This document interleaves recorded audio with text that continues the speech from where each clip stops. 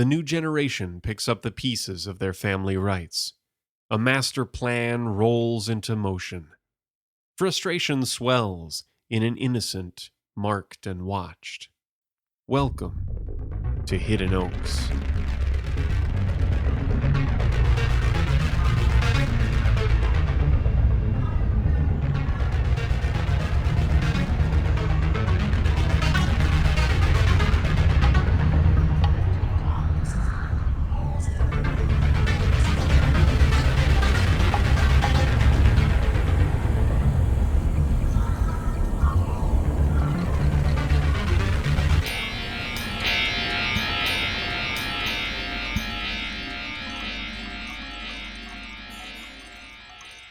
Eddie and Ellie sat silently together in their father's old car as she drove the necessary laps around Hidden Oaks Park.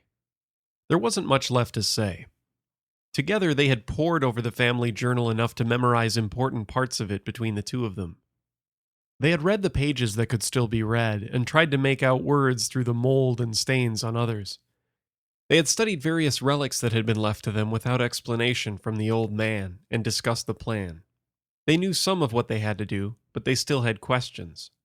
Either way, there was no time left to lose. Now they had to give it a try. She pulled the car into the parking lot across the street from the forest and came to more of an abrupt halt than she had meant to. The car stalled and the engine died. With her thoughts wandering to the task at hand, she had forgotten the clutch. The two looked at each other and nodded, and without a word got out of the car. Eddie was carrying a green canvas backpack they had purchased at Target, which held the items that had formerly filled their father's satchel. They had taken the time to organize things for easier use. The backpack had more room and was less cumbersome to carry. The journal itself they had left at home, out of caution. They walked around to the front of the car and stopped, each gazing into the park, gathering their thoughts and courage. Ellie turned and took in her brother's visage. He had covered the torn-out patches of his hair with a twin's baseball cap, beneath the bill of which his newly black eyes showed clearly. Despite his crisply clean sneakers, faded Wrangler jeans, and bright red Henley shirt, he looked very ragged. She knew her brother well and could see through the facade.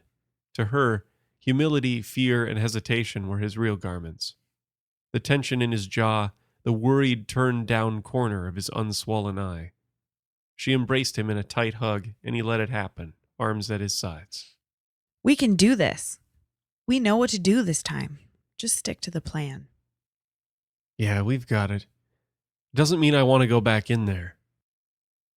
When she stepped back, she saw that the worry lines on his face had eased. His jaw was set. His gaze was focused on the park like a nocked arrow locked on its target. He was in it with her this time. He wasn't going to try to run away today. Unlike her brother, Ellie, although tired from her restless night, exuded confidence. Eddie felt his mind connect with his sister's. In it, he felt a hot wave of determination, a thirst for vengeance for their father's death. They silently nodded at one another and headed off into the park, the same way they had before. The small trail of pin flags dotted their way to the entrance of the pit. The flags hung limply in the still morning air. Everything was quiet this beautiful mid-morning.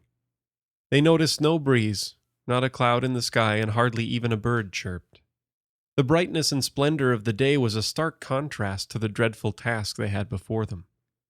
Upon reaching the edge of the small pond with the island, they stopped. Without any exchange, Ellie pulled the red chalk out of the front pocket of the backpack Eddie was wearing. She stopped before drawing the bridge and again turned to her brother, holding the chalk out to him. She wanted to involve him more in the process early on, give him a sense of grounding and control. She knew this would help.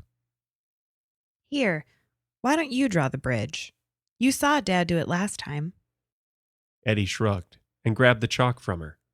All right, just like Harold and the purple crayon, right? We'll see how this goes. Crouching down in the reeds at the edge of the pond, Eddie began to cast two vaguely parallel red lines from the shore out over the water. He did this in short bursts with a shaking hand, coming back and coloring in the space between as he got to the end of his reach. This thing is really weird to handle. You can't feel it when it's drawing, it just kind of happens, he said after he finished the first section. Remaining crouched and using his left hand for balance, he eased himself onto what he had drawn. It looks shitty, but it's holding me. Neat.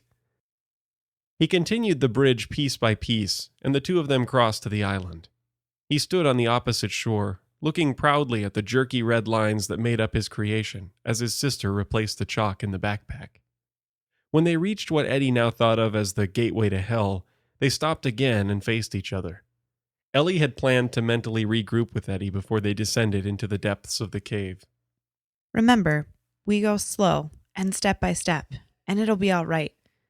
Just like the book said, they're not there to hurt us. They're there to hold that thing in place.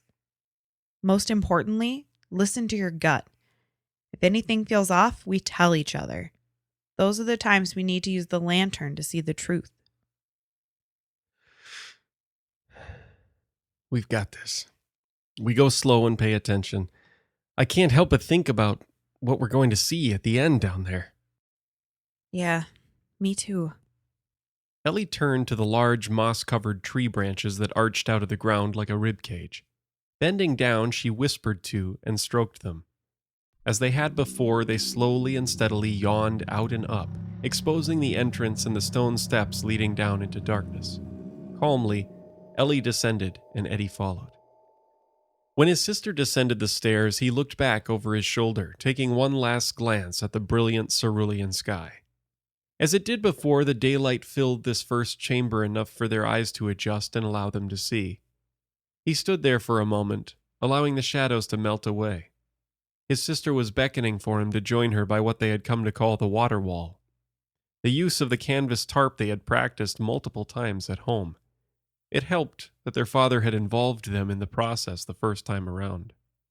It was one of the few pieces of this tradition that he had actually been able to pass on before he died. Eddie swung the backpack off his shoulder and pulled out the jar that held the nails and canvas. Together, the two of them went through the motions of placing it exactly as they had before. Do you want to do the stir part? What the hell am I, a little kid in an elevator? I'm just trying to make it fun. I'm sorry. I know. I'm just giving you shit. It doesn't matter to me. Are you sure? God, I don't fucking care. You do it. Stop it. Ellie smiled at him. She knew lightening the mood like this would be helpful to them both, and they were going to need it. Every bit of trepidation they could chip away before the next steps would decrease the danger and improve their chances. They needed this to work. She needed to do this for their father. Not only that, but what would happen if this thing got out? The way she was starting to look at it, they were the heroes of the community, stopping who knew what kind of destruction and chaos. She went through the motions, feeling and smelling the damp, dank vapor in the air condense, form the cloud, and enter the jar. Then she stirred what was within, creating the narrow stone passageway. Eddie handed Ellie one of the flashlights he had taken out of the pack. He held the other. In the same hand, he also carried the lantern by its loop handle and had a small box of matches at the ready. We take our time, right? If we use our heads, nothing should be a rush. They entered the crevice and slowly shuffled their way through. They each became more silent and drawn inward as they went. The increasingly narrow passageway and darkening surroundings mimicked the inner sensations of dread and uncertainty that closed in on them. Ellie noticed her shoulders tensing up toward her neck and she forced them down, telling herself to relax. Eddie found himself grinding his teeth and clenching his jaw. He wiggled it back and forth, and when he opened his mouth wide, the joint cracked like a snapped twig. It didn't hurt, but it sounded like it should. They noticed the air growing warmer and drier as they advanced, and beads of perspiration began to break out across their foreheads. Then they were there, not much more than 10 yards down the path from where their father had been immolated. The image of the fire engulfing him flashed into their minds. Their mental connection allowed them to feel each other experiencing it simultaneously.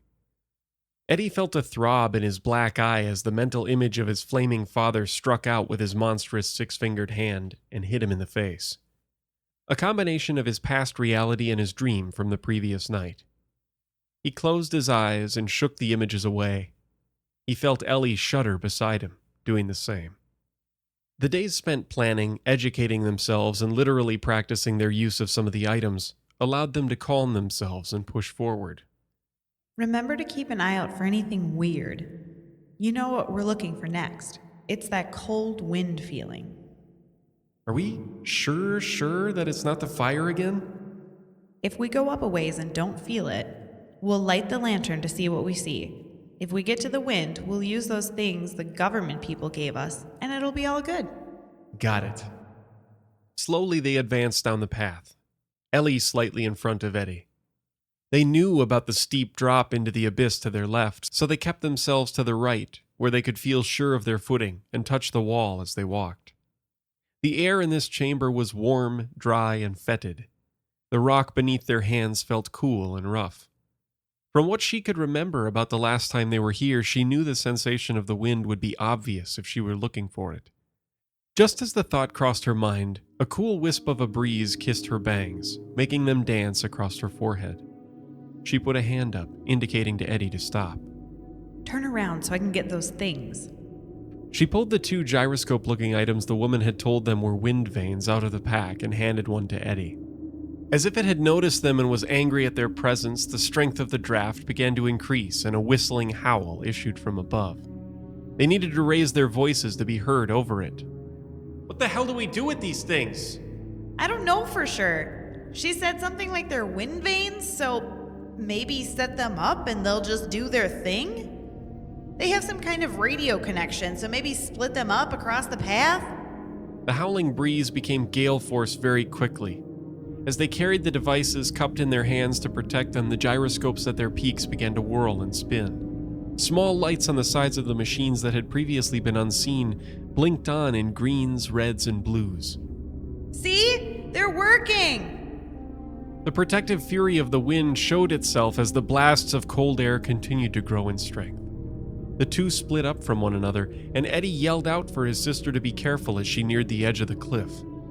She set the device down nearly a foot from it.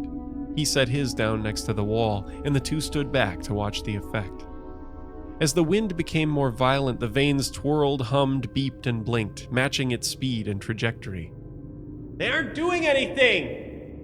It appeared that the telltales on top of each device were showing different originating directions. As Ellie was about to point this out, the one she had placed near the cliff edge began to topple. She lunged for it, and Eddie grabbed at her.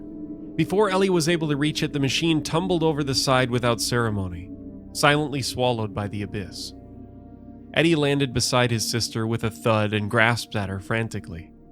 As he scrambled to pull her back, the open bag began to lose items onto the path. Ellie looked back at her brother. Hey, stop! I'm not even over the edge! Eddie, I'm fine! You're dropping stuff out of the bag! Eddie, look! As she struggled to stop him from pulling on her, movement from between them had caught her eye. After she watched the aluminum and copper ball roll out onto the floor, a second, more colorful item twisted through the air in a slow dance. It was a bright orange and turquoise feather, something that had been shoved down in their father's satchel. It hadn't been mentioned on any readable page of the journal. Now, that no longer mattered. Fate was taking its course. The feather looped in the air several times, much more gently than the steady wind should have allowed it to. Then in some way, the air and the feather merged. It rose to a point perpendicular to the ground. Its brilliant barbs fanned out from one another and glowed in a blazing white aura. The breeze that had been assaulting the siblings seemed to be sucked directly in between the hairs, and then suddenly, as if it had never existed, the wind ceased. The feather's strands combed themselves back into order as if a gentle, unseen hand were smoothing it in the correct direction. Then it drifted down, and its point stuck into the ground. The spirit had been harmonized, just like the water. Harmonized was the word that they had seen used for this process through all of the journal. They gathered their things, said little to each other, and moved on, careful not to touch or move the feather that stood there sticking out of the dirt like a gaudy sapling. Eddie gave it one last glance as they moved on. According to the book, the fire would be next. They were now farther down this path than they had ever been. It was simultaneously thrilling to feel that their efforts were working, and terrifying to not know what yet lay beyond. They only knew what to expect from patchy passages in a very old book, and as they had already seen with their father, these things weren't always the same. The trail began to descend more sharply and curved around what they knew to be a large round room, slowly to the left, widening slightly as they went. They had only gone a short distance when they saw, in a glint of a flashlight beam, the dashing orange glare they had seen before. It was like the sun glinting briefly off of a mirror or a distant lens. Ellie felt ire rise up in her heart.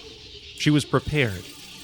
She had fastened the amber piece into a pendant that she had often kept around her neck or safely in its box since the day they found it.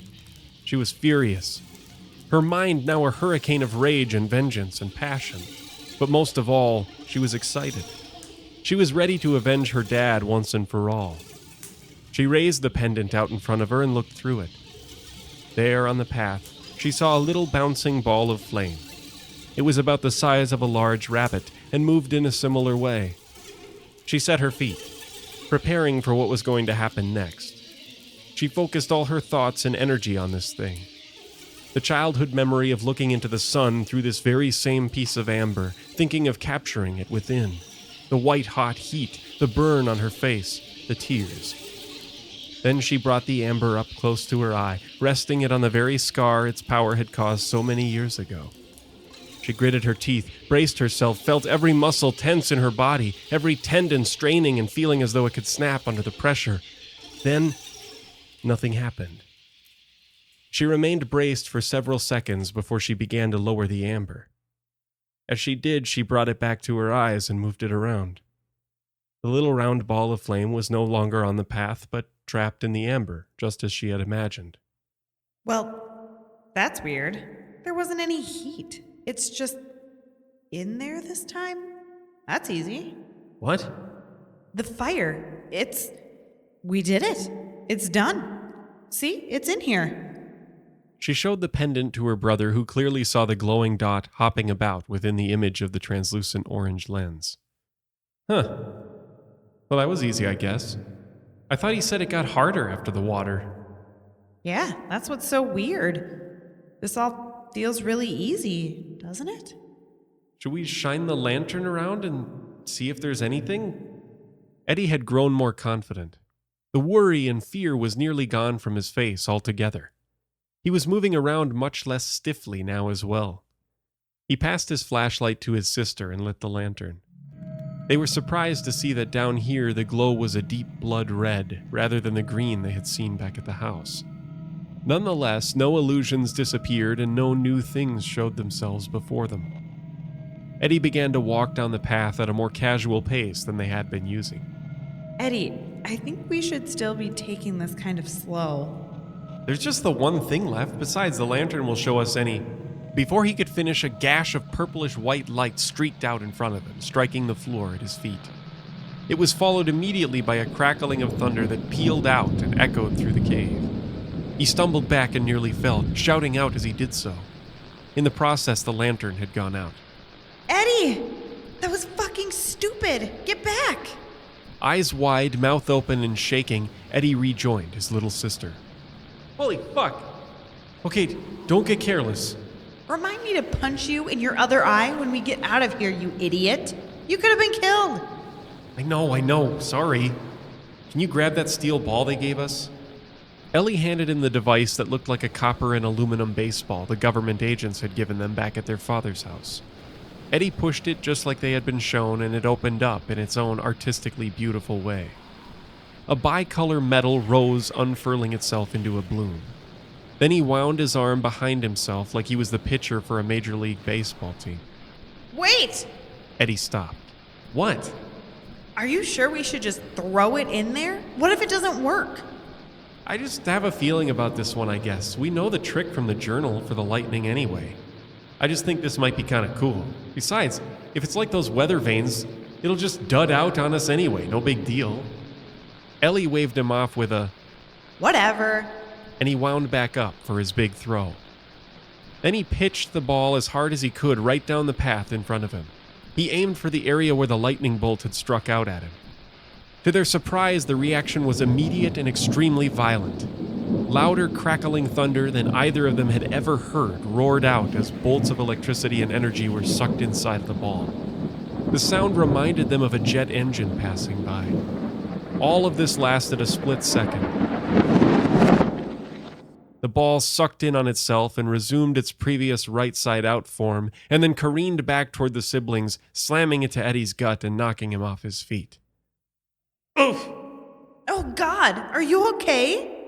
It feels like I got punched right in the nervous system. Are you hurt? Just need to catch my breath. Oh. He stood up, but still stooped from the pain. The magnetic device was angrily rolling around the path in front of them like a furious hamster in its ball. There were small arcs of electricity roiling across its surface. Well, that was pretty dumb too, wasn't it? It worked, Eddie shrugged. Ellie rolled her eyes at her brother and the two of them continued. Ahead of them in their flashlight beams, they could see that the path had reached the bottom floor of the central pit. The dirt and stone turned to what looked like a solid white coloration. They had read about this too. For many decades, the family had spread a special salt mixture on the floor of this very cavern in order to keep any living material from entering or exiting the space. This had given the ground here a cracked, chalky appearance, as though they were on the Great Salt Plains of Utah. They had also read a note in a margin from only years ago stating that their father had lugged cases worth of bleach containers down here. They had been easier for him to carry than 60-pound bags of salt. He had used the bleach for the same purpose. In front of them were what remained of his stash of the liquid, literal piles of empty bleach containers pitched hither and thither across the floor. A few still looked to be part of a once orderly stack with blue caps still on the white gallon bottles. Hopefully some of these were full. They didn't have to cover the entire floor in the caustic substance, but simply make a series of 7 concentric circles in a pattern they had each memorized from a drawing in the journal. These rings had to be made around the thing, and it was that thought that made them both freeze and slowly turn to their left, to the center of the room. They would have gasped if they had been able. They stood silently in awe of what they beheld.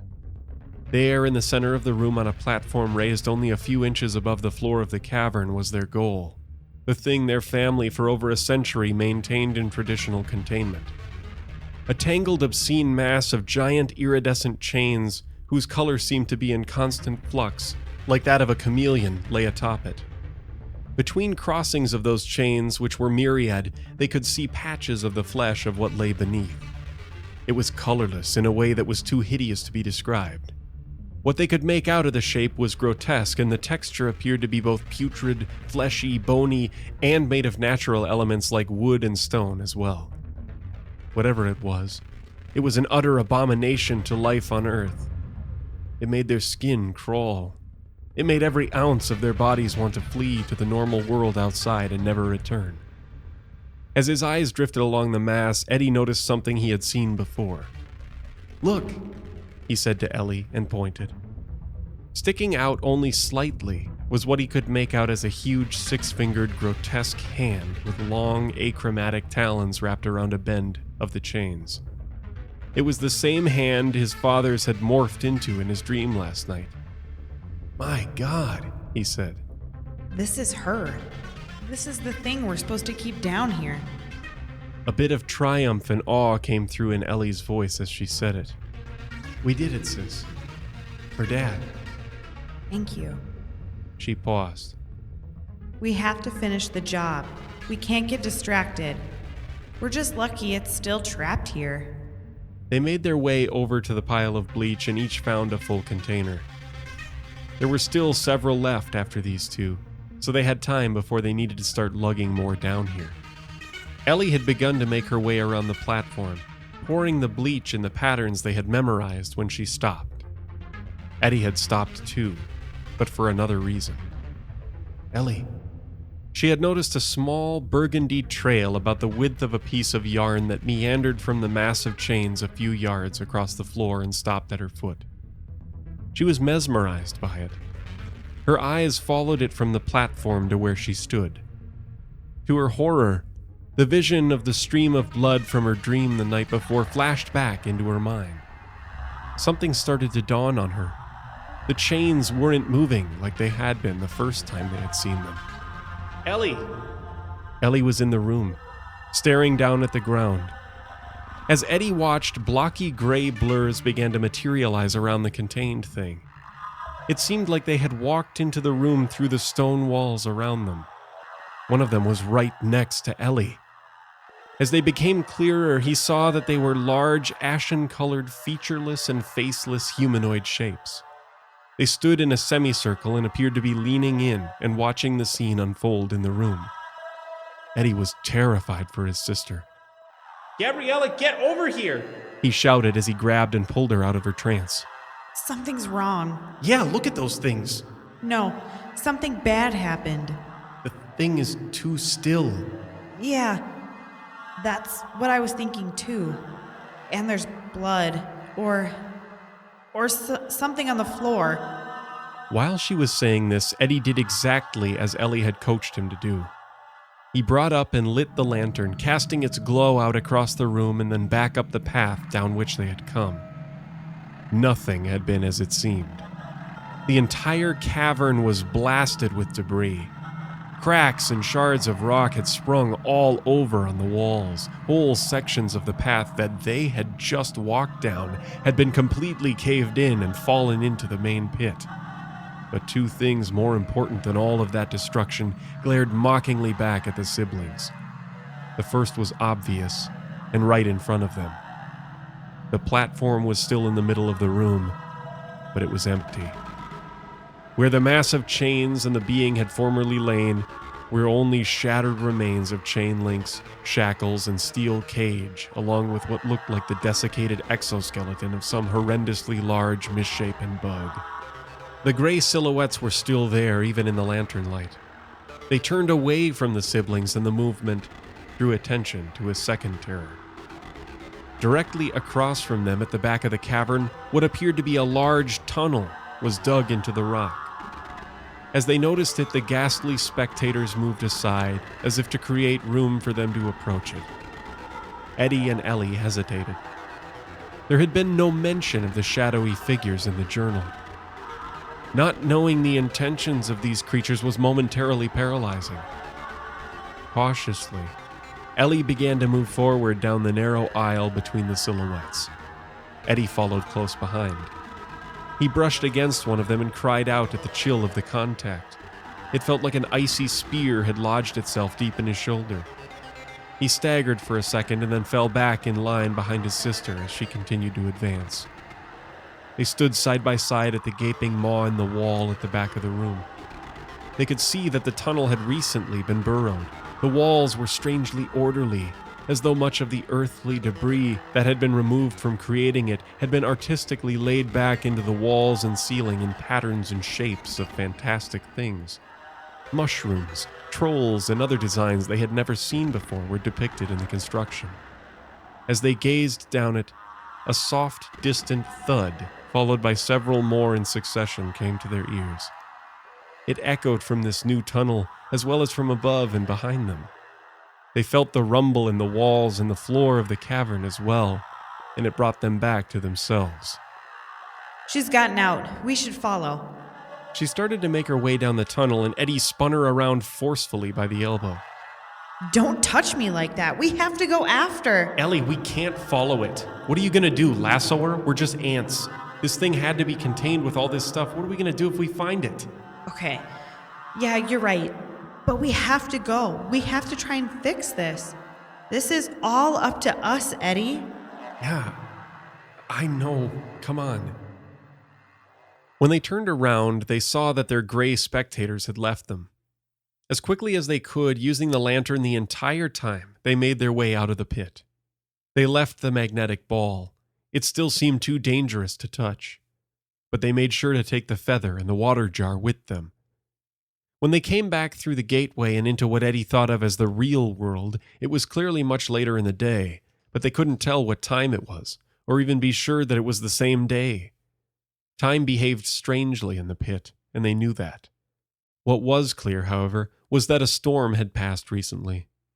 They heard its rumble in the distance. They could smell the ozone scent of recent lightning. The ground was wet and glistening.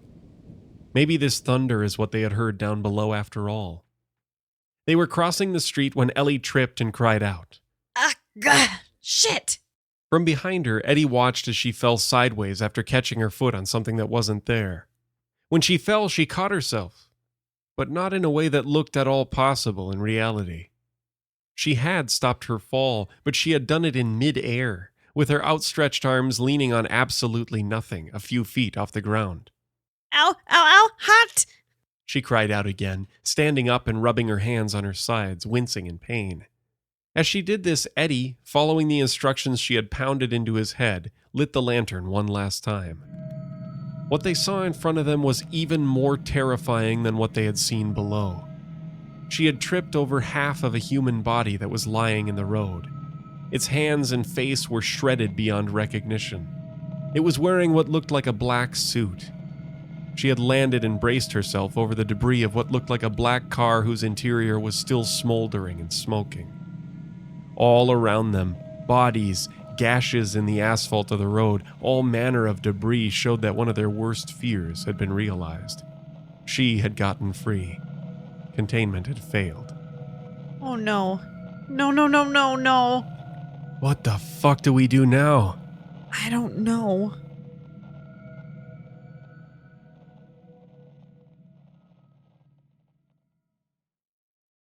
The rush felt like a force of nature, sweeping everybody along. After it had begun, there was no stopping it. The morning had felt like any other, but midday had turned the world upside down. Old orders rescinded, new ones issued, everybody deployed. There had been no time to think. Reason didn't matter, only action. After a few minutes on the road, Agent Ousting's nerves began to settle, and his thoughts began to catch up with him. He'd just transferred away from field work. He'd hoped to be through with this facet of work. Still, all hands meant all hands, and he had a job to do. "How usual is this?" Agent Zachary asked, still fidgeting with the passenger side seatbelt. His long dark hair had fallen in front of his eyes, and he brushed it aside. A few strands remained caught on the hinge of his sunglasses, so his fingers made another pass. He knew Agent Ousting's thoughts on long hair on a boy. Not that Zachary was a boy in anybody else's eyes. None of that felt like it mattered anymore either. "Nothing like this has happened while I've been here," Agent Ousting responded after a bit of careful thought. He knew the structure of the agency went above and beyond the local group headed up by Commander Mira, but he had been working for years before even hearing Alpha Division mentioned by name. For them to hand down direct orders was entirely new, as far as he was aware. "I wonder," he continued to muse out loud. "It's not like Mira to not be around, especially for something big. I've never known her to be hands-off, but maybe that's just it. Maybe she's..." Ousting hated to even entertain the thought. People did get hurt and even killed in this line of work.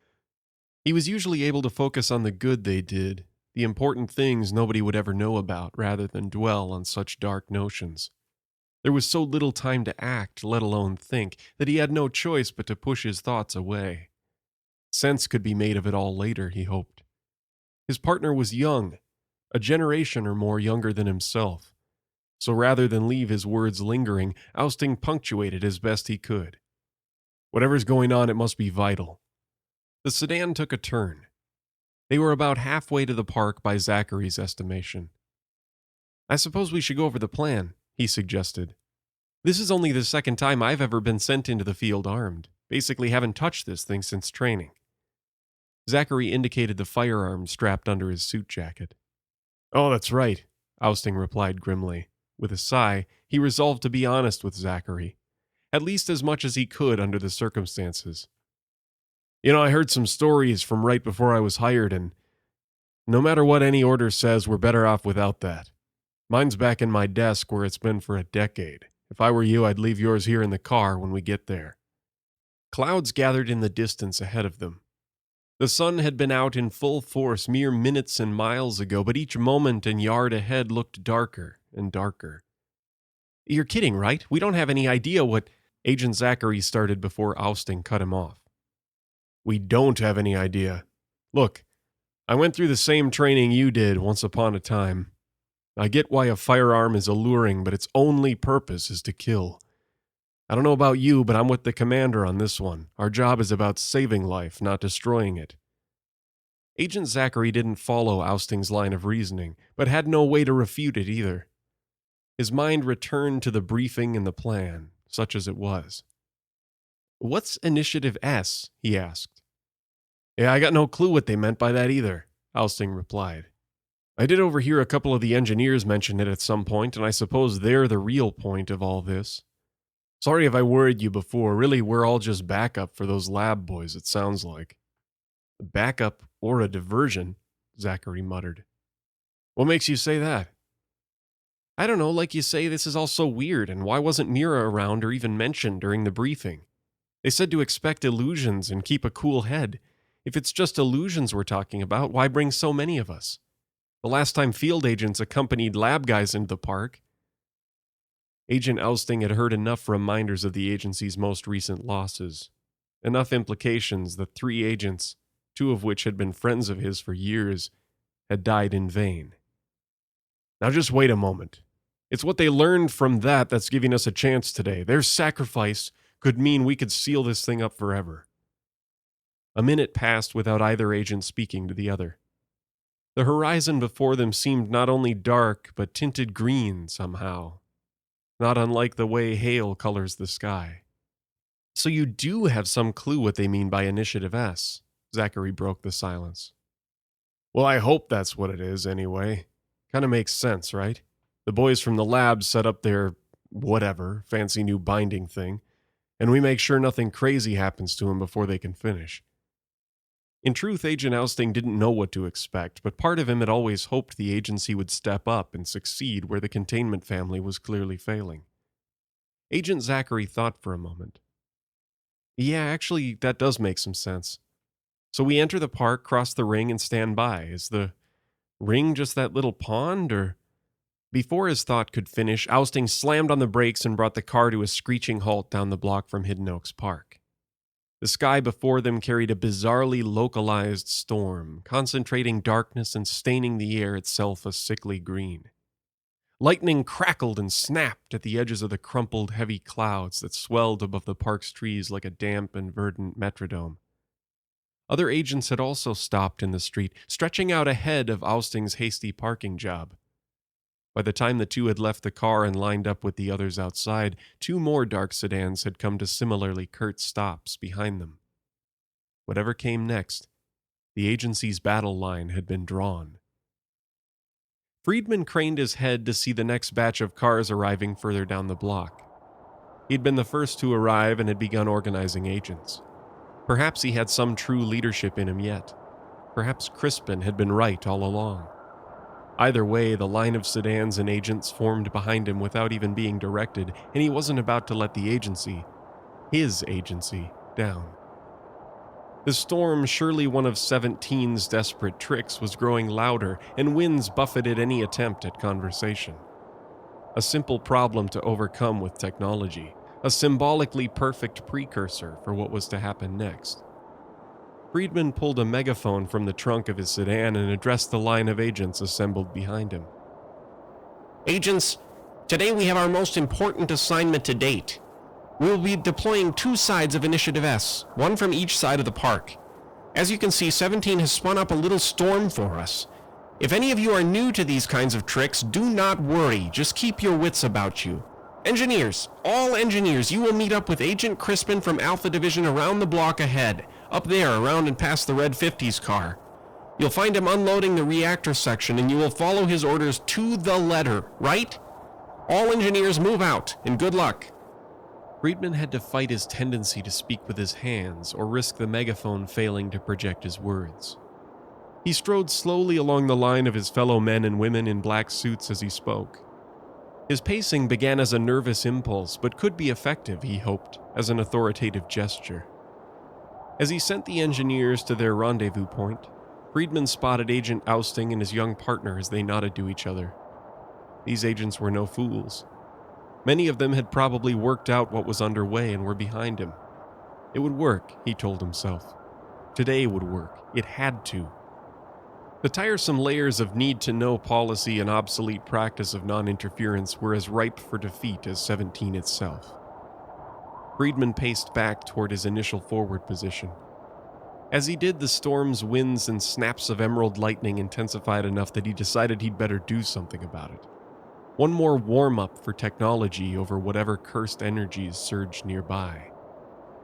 Everybody else, you will assist in deploying the array from this side. Hold your positions along this line and we will begin passing down the equipment in a minute. In the meantime, stand by for a little demonstration of exactly why we refer to the weird effects like this storm as illusions. Friedman never felt more alive than when he got to show off the results of his genius. He had developed and brought along a device as part of a contingency plan, but the stars truly were aligning.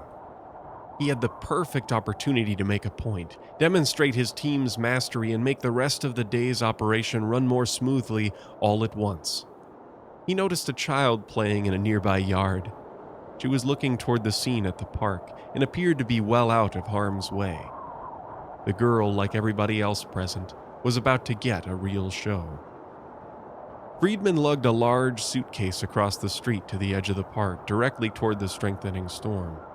Wind and static charges bit at his clothes and skin as he knelt down, opening the case and orienting the modified Dulles prism within.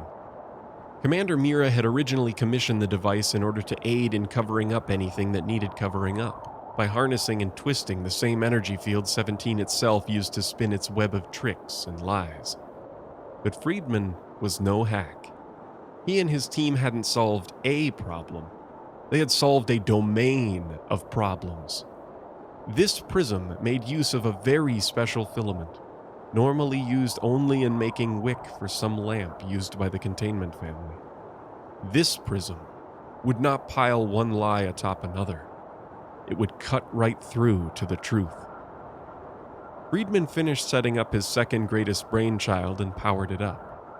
He stood and backed away, ready to watch the billowing mass of dark clouds and bright cracks of plasma peel away into harmless thin air. In a dazzling flash, a bolt of lightning arced from the furious green storm and skewered the machine. Its circuitry was annihilated, its key components vaporized, and its battery became fodder for an aggressive flame. Friedman was knocked back and knocked out. The storm grew even more dense than before, shrinking in size while growing in intensity and darkening completely. It seemed to devour any sunlight within 100 yards, choking the appearance of everything the agents could see. The frequent flashes of lightning jumping within and out from the nebulous mass began to reveal a shape, a silhouette within the darkness. One brief flash lit the outline of a hood. Another emitted the contour and texture of bone. Flickering bolts wove a collage, a contradictory juxtaposition of images into a single impossible figure. Through the howling wind, it was difficult for anybody to hear one another. That's one hell of an illusion. Somebody shouted. Another answered, I don't think so. Indeed, consensus was quickly cementing that the illusion was no illusion. Larger cracks of lightning and their accompanying thunder began rendering individuals in the line of agents helpless. Some vomited violently, some passed out and crumpled to the ground. Some cowered into fetal postures, speaking gibberish or screaming. Several agents felt their heartbeats synchronize with the periodic thunder. Each beat seemed to draw the storm nearer. The thunder was no longer a heartbeat, but footsteps. The green storm was walking. Hold position. Help me move him. Take cover behind the cars. Somebody get that kid out of here. Shouts dotted the line of agents as each did their best to balance their own duty, safety, and sanity. Two agents near the front of the line pulled Agent Friedman back across the street behind his sedan. Two others began rummaging through its trunk in search of the array he had planned to have them deploy, knowing neither what they were looking for nor what they would do with it if and when they found it. As the maelstrom approached, the brilliant lightning revealed not only additional glimpses and aspects of a horrific figure, but of its surrounding. One flash revealed a backdrop of glaciers. Another showed prairie, mountains, desert, day, night, unrecognizable alien vistas. All the while, the tempest and the form within continued to walk toward the street, which marked both the edge of the park and the agency's deteriorating battle line. The thunderous cadence, the steps of the storm fell with jarring regularity considering the pandemonium of its form. Successive bursts of light hinted at sinew, stone, intestine, root, and blood. Its perfectly linear path intersected the street at a steep diagonal. Several black sedans were in its path, shaking and rattling as if steel could shiver. Agent Zachary had lost track of Ousting. He had lost track of anything he recognized at all. His hair whipped in the wind and intermittently lashed at his eyes. His sunglasses had long since been blown away. Most other agents had either lost theirs too or pocketed them to prevent it. If the figure in the storm was what he thought it was, and the plan really had been to seal it away, then never in his life had he so missed Commander Mira's overly thorough briefings, including fallback and contingency plans. Why was everyone still here? The grand plan, whatever it was, had obviously fallen apart. It was time to find Agent Ousting if he could and fall back. Zachary knew in his gut and in his head that there was nothing even the full force of the agency could do here. As he turned to make his way back toward the car they'd arrived in, he could see that others had reached a different conclusion. Agent Paulson and another agent Zachary didn't recognize had their firearms drawn and were braced against the nearest sedan, drawing a bead on the figure in the storm. "Wait, don't!" Zachary found himself shouting. Ousting's words and vague allusions to events neither of them had witnessed were boiling inside him. Every nerve in his body screamed in fear that gunfire would only deepen the disaster that was unfolding. His words were absorbed by the fierce gale, or fell on deafened ears, or were misunderstood, or were heard and dismissed. The reason didn't matter. The result was the same. Agent Paulson's finger touched the trigger and squeezed quickly, but not quickly enough. Before the firing mechanism had a chance to operate, cognizance flickered within the green storm, followed by flashes of betrayal and rage. The man had his hands wrapped around steel and brass housing a column of explosive charges. The man intended destruction. The man would achieve it. A furious bolt of lightning raced the trigger toward the rounds packed neatly within the man's weapon, and won handily despite the trigger's significant head start. Plasma fused a stew of metals. Sparks and flame erupted in an instant as Paulson's pistol exploded. Molten energy shredded the flesh, tendons, and bone of his fingers. Fragments cut outward into his arms, his face, the glass and paint of the sedan. What had been within was thrust out. So it was with the energy of the gunpowder, and so it was with the saliva, mucus, and blood of Agent Paulson. Other men and women nearby with their own firearms reacted each in their own way. Some followed Paulson in taking aim, some lowered their weapons in caution, some threw them down in terror. Their actions did not matter. The result was the same. Each stack of bullets was struck by a thunderbolt in turn.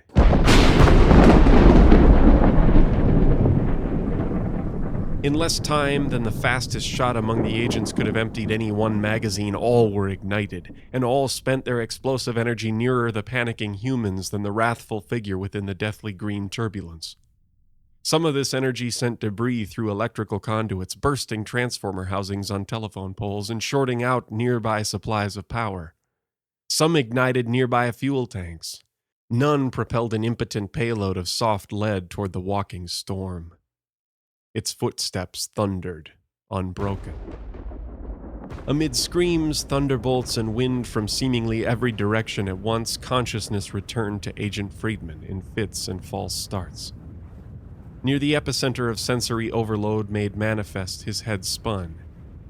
The last thing he could remember was attempting to dissipate an illusion. The condensed storm was now taking literal strides in his direction. Had he somehow made it real instead? That made no sense. Friedman rode a surge of adrenaline and found his bearings enough to seek out his sedan. He crouched. His mind focused on a last-ditch apparatus he had built years prior and hoped to never need. He crawled. The green storm was a true monster now, not of his making. The only illusion had been in his own mind. 17 was physically free. He had to avoid looking at it at all costs. He dropped as low as he could while still being able to elbow forward. He found his vehicle, and he found the mortar-like rig already out of the trunk and on the pavement. As he scrambled to assemble the simple weapon and its entirely unconventional projectile, the precise and constant beating of footfalls drew ever nearer. Friedman didn't dare look up until the last moment, fearing he'd have only the briefest window to look, aim, and fire without being destroyed himself. He had no time to take stock of how the situation had come to pass, no way to delay the events unfolding, no choice but to take his agency's last shot. Friedman's hand turned and the projectile launched directly into the storm. The thundering, even footsteps stopped. For a split second, a jagged crackle of electricity revealed 4 spots. Eyes. Searing bright eyes of the clouded figure, 1 pair above and a smaller, uneven pair below. Friedman's projectile hung in the air no more than a meter away from the empty location where the spectral constellation of eyes had flickered. Time's cruel flow followed the walk of the storm in stopping. In less than a blink of perception to any of the few agents who were still conscious on the street, the storm ceased to cast its green haze and was suddenly a blinding red. The mortar shot shimmered out of existence. A shockwave expanded in a sphere from around the storm, and afterward, there was only silence. Friedman struggled to cling to consciousness once more. He felt like he was drowning in disorientation. By turning his head just slightly, he could see his fellow agents faring no better. Gusts continued to pummel his skin and clothing, but he could hear nothing. He rocked his head the other way and saw the green storm, though he wasn't certain that it was still green. Lightning continued to surge within it, but made no sound. Perhaps his eardrums had blown. Every blink of his eyelids was a battle to keep his awareness. He was a distant spectator, viewing as his own life played out in relentless slow motion. He tried to look down at himself, which involved puzzling out which way down was. Blink. Don't blink. Stay awake. Stay awake. Friedman was reasonably certain the body he was looking at was his own. Blood had spilled everywhere. They were his hands. They were his agents. His blood. Their blood. Friedman's mouth formed a short series of shapes. A word, a question, a regret, a name, a song. The sound didn't matter. The result was the same. Friedman lost his battle to remain conscious. Agent Zachary, clutching his shoulder, peeked timidly from behind a sedan. Ahead was the storm, now both still and silent. Between it and himself, he could see that several cars had been overturned. He was perplexed that he could hear nothing, despite several nearby agents looking for the world as though they were screaming. Whatever had happened during the stunning red blast appeared to have finished. He wondered if that had somehow erased sound, or more likely blown his hearing. That could explain his dizziness as well. As he instinctively raised his hand to his ear, fresh pain flooded to the cuts and embedded jagged metal in his shoulder. His hand had too many tasks and no way to be helpful. Before he could decide what to do with it, a burst of blue light at the head of the storm drew his attention. 3 bright spheres of blue flame had manifested and were spinning near the figure in the storm. Unlike the surges of lightning, their glow seemed to radiate only outward, revealing no glimpses, no horrors of the figure. Zachary returned his hand to his shoulder. He was lightheaded and beginning to worry about the amount of blood he was losing. Daylight drew his eyes up once more to the space between the 3 circling flames. After being in the shadow and dull haze of a living storm for what felt like a lifetime compressed into a slim, dreadful silence of an afternoon, daylight in any form, even impossibly suspended in an apparent hole in mid-air, served to buoy the young agent's nerves. The window of clear blue sky expanded as the spinning flames traced widening arcs. Had the engineers pulled it off? Had this disaster of a day somehow been won? Zachary wondered if he'd been right all along, if he and all the others had just been a distraction, buying time for a clear sky to annihilate the deadly cloud-covered figure. The agents, still able to fix their gaze, stared in unison from their scattered positions along the road. The opening was bright, deep blue, full of life and possibility and hope. Sky beyond sky. It was everything the surrounding stormy gloom was not. The portal of blue heavens drifted slowly from its origin near the figure in the dark, until it was aligned with the street and all the sedans, wreckage, and battered agents upon it. Few noticed the shape in silhouette tilt its head, but all present noticed the return of sound to their world. A gentle sound of breeze gradually built up until the rushing winds and zapping, crackling noise of the storm was restored in full. Another sound introduced itself, seeming to emanate from the circle of clear sky. Something loud, something mechanical. In short order, the sound of the storm was overpowered by the roar of an engine and the barbed din of a propeller chopping through the air. A small plane emerged from the circle. It hurtled from its own sky beyond the spinning azure flames and into the air just above and beside Hidden Oaks Park, at a speed impossible even for an aircraft.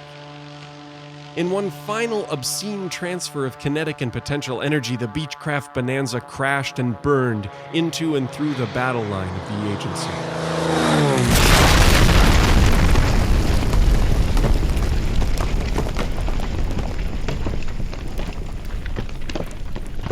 A girl sat staring, frozen. Her eyes bled. She counted. 1, 2, 1, 2, as the terrible green storm containing a gross, chilling body walked closer. The footsteps of the storm monster hurt her ears too. 1, 2, 1, 2. She had never been hurt so much just from looking and listening. Mom and Dad had come running out earlier, and they seemed hurt from looking and listening too. They weren't coming to her anymore. They weren't moving at all. 1, 2, 1, 2. It stepped through the corner of the yard and snapped the mailbox post like a twig as it walked by. Her right eyelid stuck shut. The horrid green storm was walking away. 1, 2, 1, 2. The girl began crying quietly and felt like she might never be able to stop. She didn't know if she was crying from fear or sadness or pain. It didn't matter. The tears kept falling.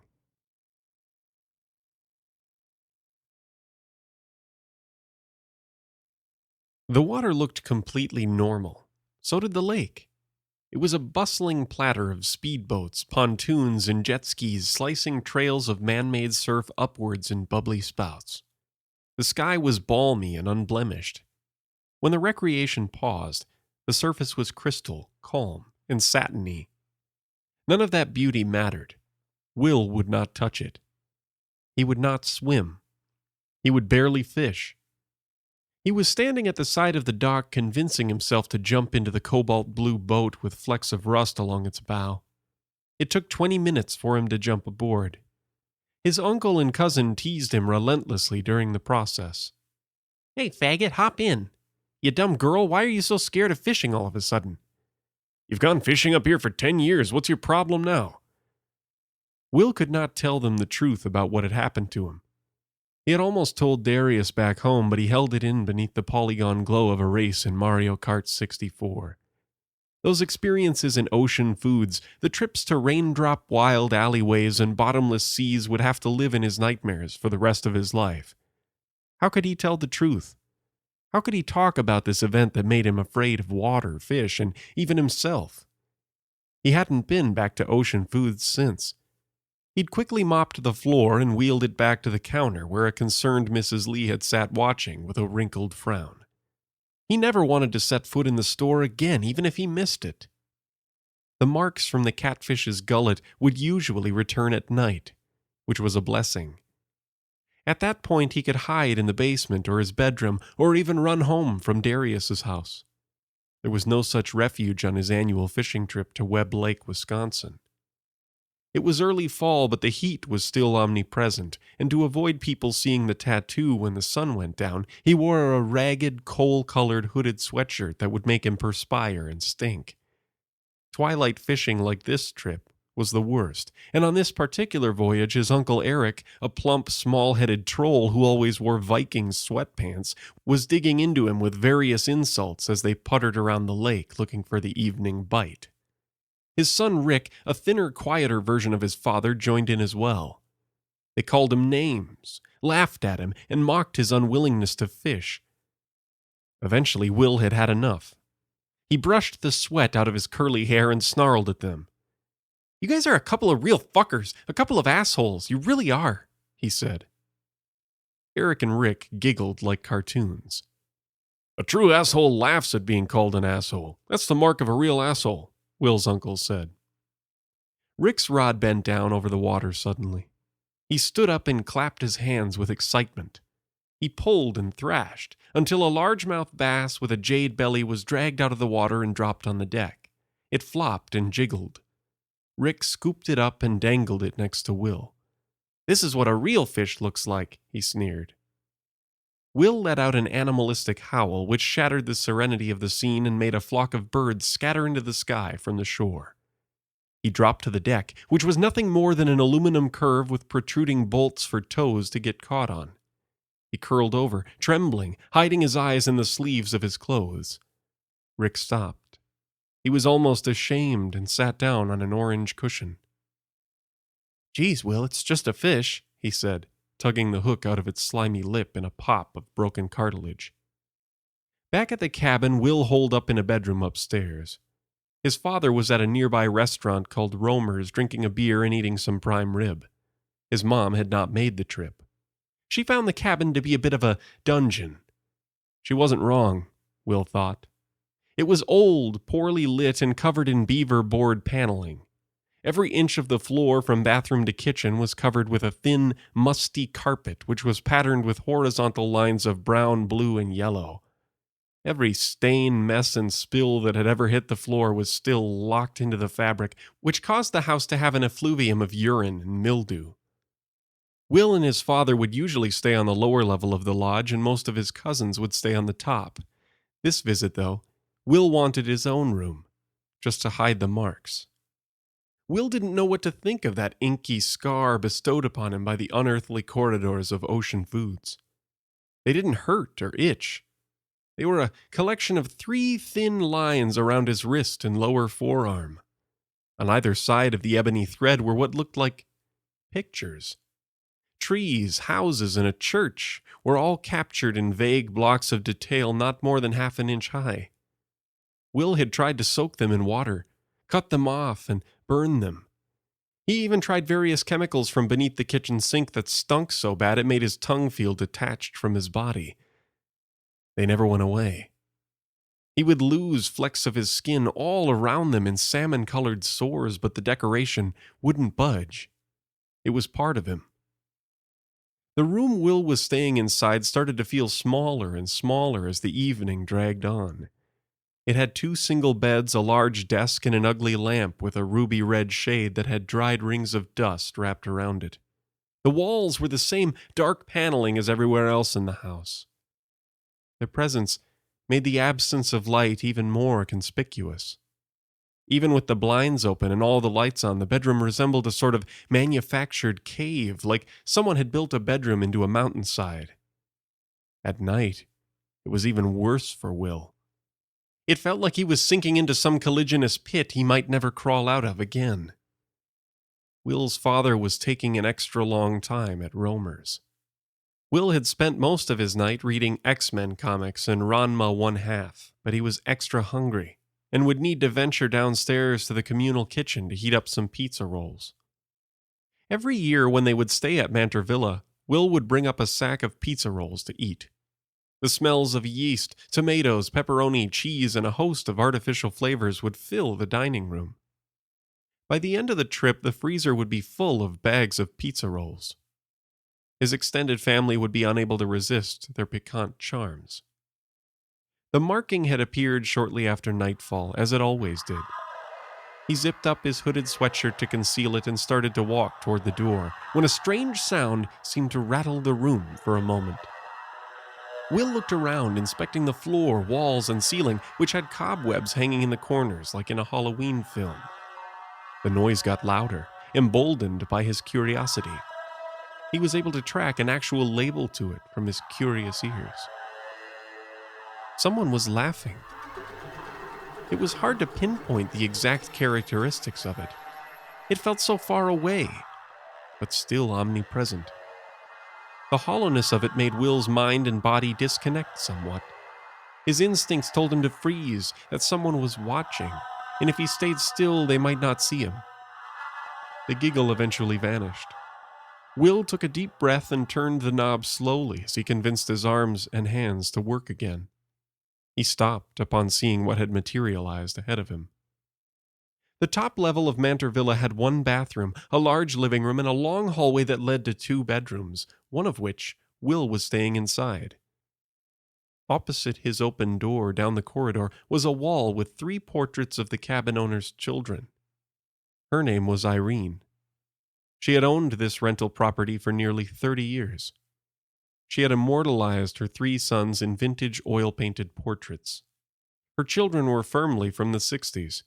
They were buzz-cut, dressed formally in ties and collared shirts and wearing thick-rimmed glasses. Around their image, which was at least 20 inches across, was a vermilion frame. There was a fibrous texture to it, like velvet. It made the faces look like they were at the center of some sort of crimson tunnel. Will had grown used to their visages over the years. When he was smaller, he and his cousins used to dare each other to gaze at them, claiming they were haunted by ghosts, even though all of Irene's sons were very much still alive. Tonight, something about them seemed strange. Their mouths were not the normal forced grins reminiscent of any family picture organized by any mom. Instead of narrow lips and a partially peeking smile, there were large, obscene teeth curled across the paint. They almost resembled eyelashes, only they were not laced but jagged with molars and incisors. They were in every picture. They grew and grew, covering the portraits until they looked like gills, as though the wall itself was the body of some dark, flat fish.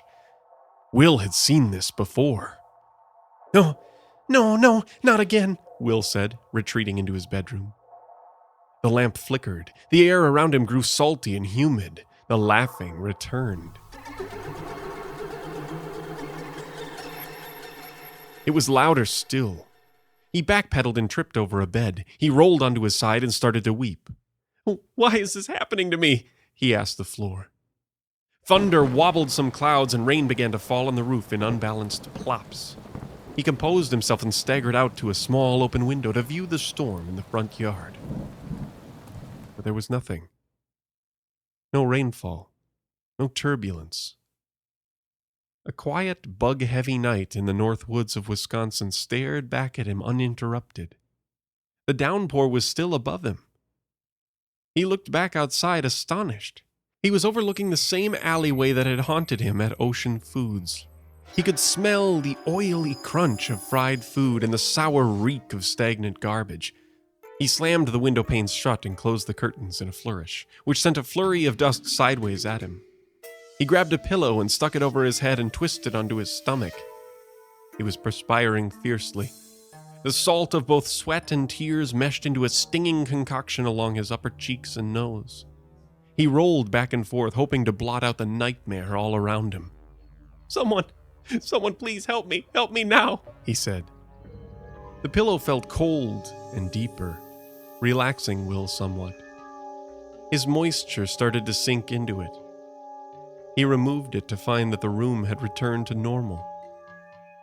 The mark was still there. The eeriness that had followed the laughter was gone. Will stared at the plaster pearls spiking the ceiling above him like some sort of Arctic wasteland. "Why is this happening to me?" he said again. The refrigerator door slammed downstairs. Some of his cousins laughed. "I didn't do anything to anyone. Why me? I don't fucking get it," he said. Outside the cabin, down the dirt road between a few gnarly birch trees with black eyes, a shape rose above the ground. It was riding the gloom like a kite, drifting and bending upwards in a spiral of tatters and obscene, glowing teeth. It let out one more chuckle before rising above the tree line and riding the moonlight back home. Back toward Hidden Oaks.